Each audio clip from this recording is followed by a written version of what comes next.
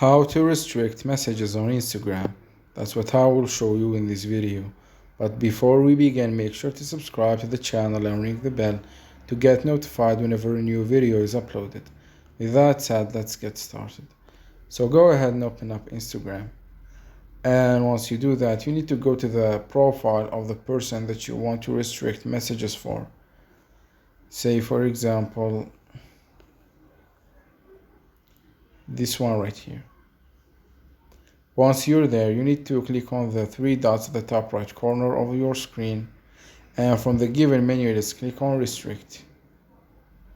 And that's it. This person now has been restricted, and they will give you a pop-up window that tells you what will happen now since you restricted this person right here.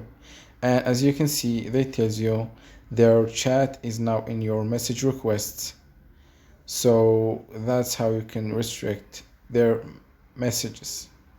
So that was it for this video. That's how you can restrict someone chat on Instagram. If you have any questions, please leave them in the comment section down below. With that said, see you in the next video.